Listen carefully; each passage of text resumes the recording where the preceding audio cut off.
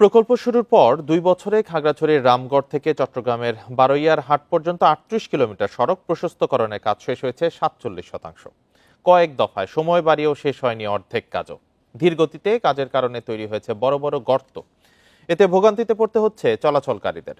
দ্রুত কাজ শেষ করার দাবি স্থানীয়দের।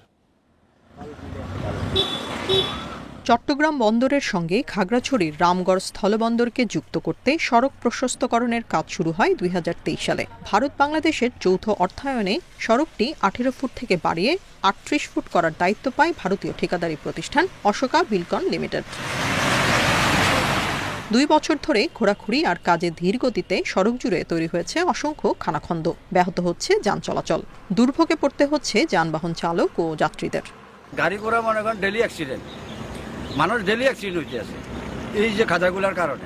রুগী নেওয়া যায় না গাড়ি করে, আর এখন হুদি যাইছে মনে হয় না ধুলা বালি সব নষ্ট হয়ে যেতেছে। এই যে বড় গাড়িগুলা অ্যাক্সিডেন্ট হয়, মানুষের ক্ষতি হয়।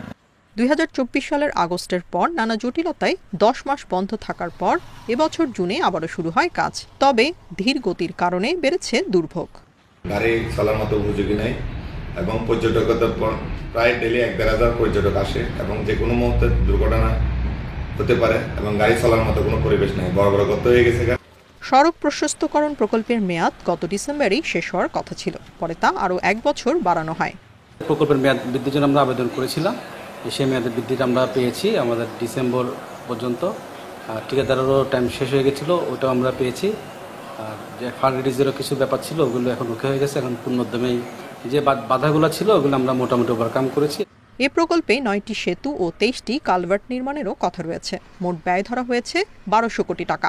পুরো প্রকল্পের কাজ 2026 সালের ডিসেম্বরে শেষ হওয়ার আশা সড়ক ও জনপথ বিভাগের।